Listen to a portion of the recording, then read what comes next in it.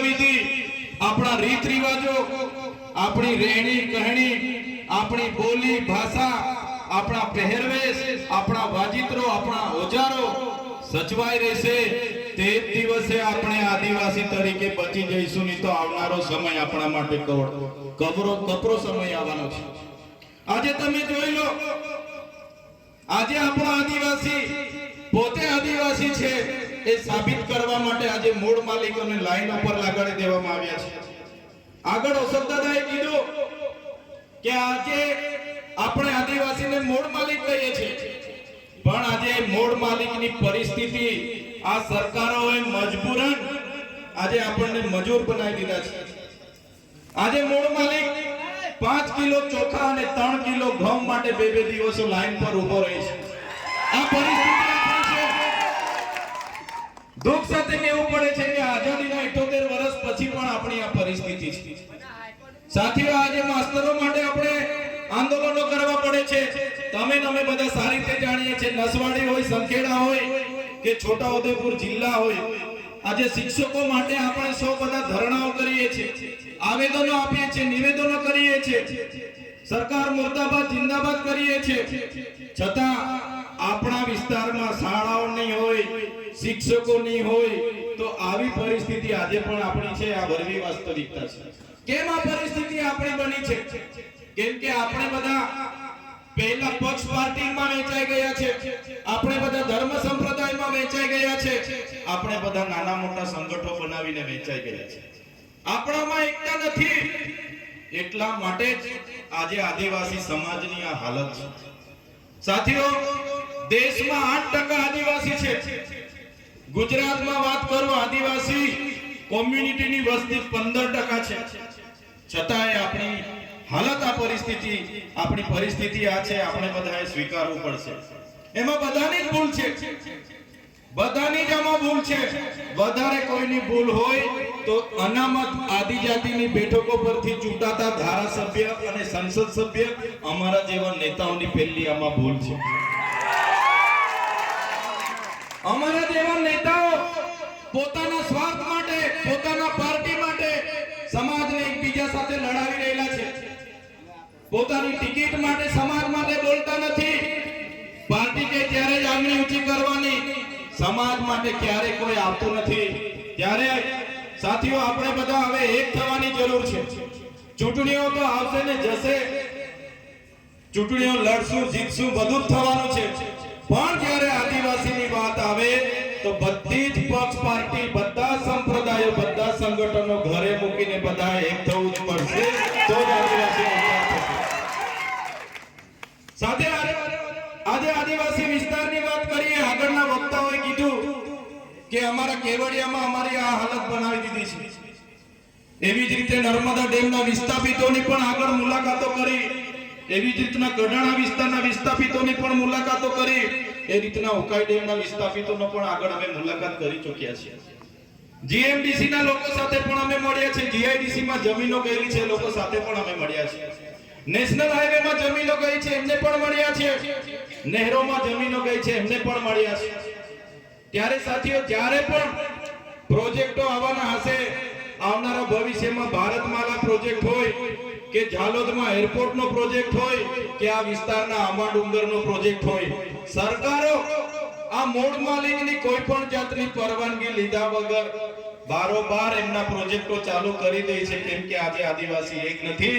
ત્યારે હું કહેવા માંગુ છું, આ મંચ પરથી કહેવા માંગુ છું કે સરકાર ગમે તેવા પ્રોજેક્ટો લઈને આવે, પણ જો જે દિવસે આપણે એક થઈને સરકાર સામે ઊભા હોઈશું, એ દિવસે કોઈના બાપની તાકાત નથી કે આપણા વિસ્તારોમાં કોઈ પ્રોજેક્ટ. એક થવું પડશે, તો જ આમની સામે આપણે ટકી શકીશું. સાથીઓ, આજે દેશની હાલત શું છે? આજે દેશનું અડધું લશ્કર ઓડિશા હોય, ઝારખંડ હોય કે છત્તીસગઢ હોય, એ આદિવાસીઓ સામે લડે છે. શું કામ આદિવાસી સામે લડવું પડે લશ્કરને? પણ જળ જંગલની જમીનો, જળ જંગલ અને જમીનો જે આદિવાસીઓ પર બચેલી છે, એમના પર કોર્પોરેટ જગતની, ઉદ્યોગપતિઓની નજર છે, પૂંજીપતિઓની નજર છે. આદિવાસીઓની જળ જંગલ જમીન એમ કેમ પ્રકારે પડાવી લેવામાં આવે છે.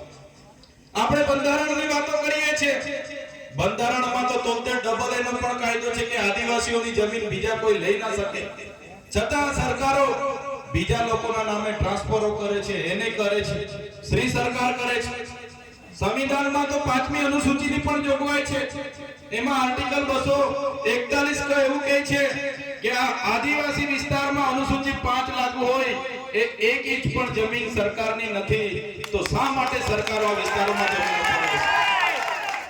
પૈસા એક્ટ 1946 1996 ગ્રામ સભાને સંપૂર્ણ પાવર આપે છે, તો શા માટે આ વિસ્તારોમાંથી રેતીની લીજો ચાલે અને ગ્રામ પંચાયતોને પૂછવામાં નથી આવતું? તો કહેવા માંગુ છું સાથીઓ, બંધારણમાં આપણી જેટલી પણ જોગવાઈઓ છે, સરકારો એના અર્થઘટનો અલગ અલગ કરીને આપણી પાસેથી આપણા હકો છીનવી રહી છે. તો સાથીઓ, 5 કિલોના ચોખા માટે લડવાના નથી, 3 કિલો ઘઉં માટે લાઈન પર ઉભા રહેવાના નથી, પણ આપણા હક અધિકારોની વાત આવે, આપણા જળ જંગલ જમીનની વાત આવે, તે દિવસે બધાએ જ આપણે બહાર આવીને લડવું પડશે, તો જ આપણે બચી શકીશું. આવનારા દિવસો દૂર નથી.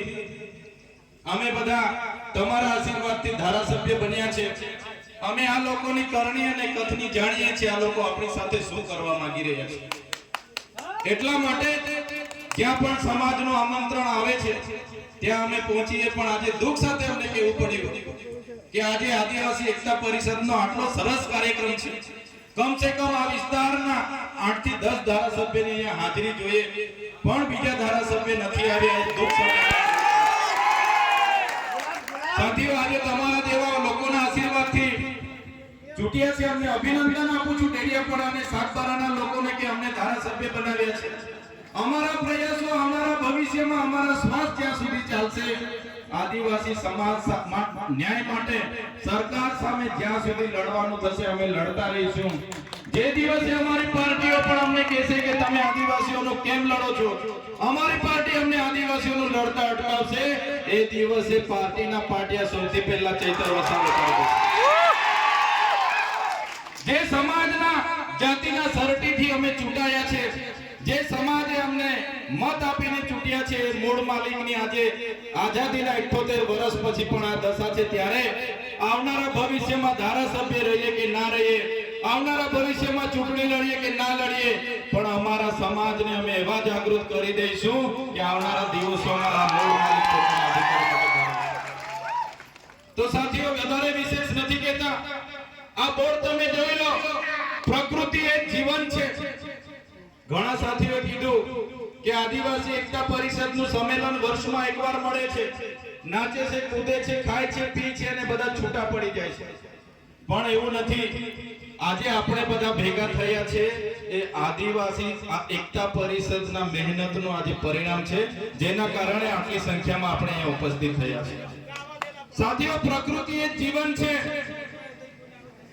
પ્રકૃતિ એટલે શું? પ્રકૃતિ એટલે જેના વગર આપણે જીવી નથી શકતા, જેના વગર આપણે જીવી નથી શકતા. મને આગળ મારા એક સાથીએ પૂછ્યું કે ભગવાન એટલે કોણ? આગળ એક કાર્યક્રમમાં મારા એક સંત, એક મહંત હતા, એમણે મને પૂછ્યું કે ભાઈ ભગવાન એટલે કોણ? મેં કીધું ભગવાન ભ એટલે ભૂમિ, ગ એટલે ગગન, ભ એટલે વાયુ અને નીર એટલે પાણી, જેને અમે ભગવાન માનીએ છીએ. પ્રકૃતિને પૂજનારા અમે છીએ. સૂર્ય, ચંદ્ર, નીર, ખાડી, પર્વતો, પહાડો અને વૃક્ષોને પૂજનારો અમારો આદિવાસી સમાજ છે. તારે સાથીઓ, આપણી